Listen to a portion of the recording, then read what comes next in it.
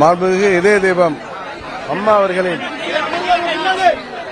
நினைவு நாளில் அம்மா அவர்களின் நினைவிடத்திலே வந்து அம்மா மக்கள் முன்னேற்ற கழகத்தின் சார்பாக நாங்கள் அவருக்கு அஞ்சலி செலுத்திவிட்டு வந்திருக்கின்றோம். மற்றதை நீங்க தான் கேட்கணும். சார், டெல்லி சென்று அமித்ஷாவை பன்னீர்செல்வம் சந்தித்து வந்திருக்கிறார். தமிழகத்தில் இருக்கக்கூடிய அரசியல் நிலவரங்கள் குறித்து பேசியிருப்பதாக தகவல் சொன்னாரு. உங்களுடைய நிலைப்பாடு மறுபடியும் என்டிஏ கூட்டணியில் அமமுக இணைவதற்கான வாய்ப்பு இருக்கா? அதிமுகவை அமித்ஷா தான் இயக்குகிறாரா அதை பற்றி எனக்கு தெரியாது. அம்மா மக்கள் முன்னேற்ற கழகத்தை அம்மாவின் தொண்டர்கள் தான் இயக்குறாங்க. வேற என்ன கேள்வி கேட்டீங்க? தேசிய ஜனநாயக கூட்டணியில நீங்க இணைவதற்கான வாய்ப்பு மீண்டும் இருக்கா? இல்ல இல்ல, பழனிசாமி அவர்கள் முதலமைச்சர் வேட்பாளராக தேசிய ஜனநாயக கூட்டணியிலே அவர் இருக்கின்ற வரை அம்மா மக்கள் முன்னேற்ற கழகம் அதில் இடம்பெறுவதற்கு வாய்ப்பே இல்லை. திருப்பரங்குன்ற விவகாரத்தை நீங்க எப்படி பாக்குறீங்க? அதாவது அம்மா மக்கள் முன்னேற்ற கழகம் என்பது அம்மாவின் வழியில செயல்பட்டுக் கொண்டிருக்கின்ற இயக்கம். அரசியலிலே மதமும் சமுதாயமும் கலந்து அரசியலுக்காக மதத்தையும் ஜாதியையும் கையில் எடுக்கின்ற இயக்கம் அல்ல அம்மா மக்கள் முன்னேற்ற கழகம். திருப்பரங்குன்றம் அந்த தீப திருவிழா நிகழ்ச்சியை பொறுத்தமட்டில் அங்குள்ள உள்ளூரிலே வாழ்கின்ற உறவினர்களாக சகோதரர்களாக வாழ்கின்ற இந்து மற்றும் இஸ்லாமிய கிறிஸ்துவ சமுதாய மக்கள் அங்கே எல்லோரும் அமைதியாக வாழ்கின்ற விதத்திலே மற்ற இயக்கங்கள் அது யாராக இருந்தாலும் அவர்களது அங்கே பொது அமைதிக்கும் தமிழ்நாட்டின்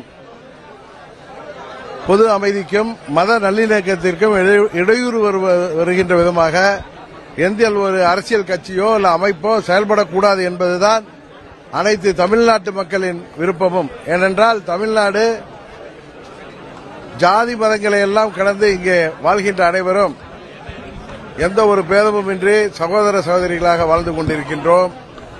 அதில் மதத்தின் பெயராலோ ஜாதியின் பெயராலோ அல்லது திருவிழாக்களின் பெயராலோ எந்த ஒரு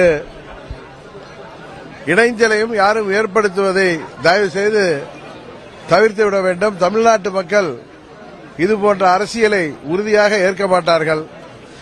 அதனால் தமிழ்நாடு தொடர்ந்து அமைதி பூங்காவாக திகழ வேண்டும் என்பதுதான் அம்மா மக்கள் முன்னேற்ற கழகத்தின் நிலைப்பாடு. அதிமுக பிரிஞ்சு போனவங்களை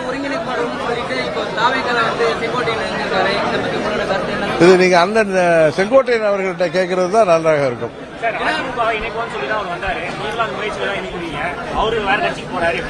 நாங்க அதிமுகவை இணைக்கிற முயற்சியில நாளைக்கு நாங்க என்றைக்கு இல்ல, அம்மாவின் தொண்டர்கள் எங்கிருந்தாலும் ஓர் அணியில் திரள வேண்டும் என்பதுதான் அம்மா மக்கள் முன்னேற்ற கழகத்தின் நிலைப்பாடு. அண்ணன் செங்கோட்டையன் அவர்கள் ஒரு மூத்த நிர்வாகி. அவரது நிலைப்பாட்டை பற்றி நீங்கள் அவர்களிடம்தான் கேட்டு தெரிந்து கொள்ள வேண்டும். அவரோட பயணிச்சிருந்தீங்க, அவருடைய முடிவை எப்படி பாக்குறீங்க? சரிதானா? அது நான் தான் சொல்லல, எனக்கு 40 ஆண்டு காலமாக புரட்சித் தலைவர் மறைவுக்கு பிறகு நாம் மிகவும் நட்போடு நெருங்கி பழகிய நிர்வாகிகளில் அவரும் ஒருவர். அவரது முடிவை பற்றி விமர்சிப்பது நன்றாக இருக்காது என்று நினைக்கிறேன்.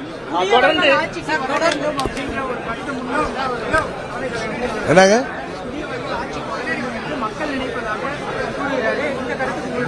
அதாங்க அவருடைய கருத்துக்கோ அவருடைய செயல்பாட்டை பற்றியோ நான் விமர்சிப்பது அவருக்கு நான் கொடுக்கின்ற மரியாதையை குலைப்பதாக இருக்கும். அதனால அதை பற்றி நான் எந்த பதிலும் சொல்ல விரும்பவில்லை.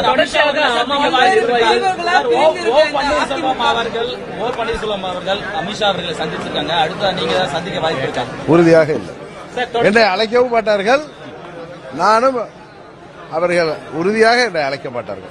தொடர்ச்சியாக அமமுக நிர்வாகிகள் அதிமுக இணைஞ்சிட்டு இருக்காங்க. அதாவது ஒரு சிலர்கள் பதவியை விட்டு எடுக்கப்பட்டவர்கள் அல்லது எடுத்து விடுவோம் என்று அச்சத்திலே உள்ளவர்கள். ஏன்னா இப்ப தேர்தலை நோக்கி சீர்திருத்தங்கள் நடைபெறுகின்ற பொழுது நீக்கப்பட்டவர்கள், அவர்களது குடும்ப உறுப்பினர்களாக இருப்பவர்கள், அவர்களாக போகட்டும் என்று நாங்கள் அவர்களுக்கு காத்திருந்தோம். அது போன்றவர்கள் இன்னும் சில பேர் சுயநலத்திற்காக சுயலாபத்திற்காக விலை கொடுத்து வாங்கப்படுவது உங்களுக்கு தெரியும்.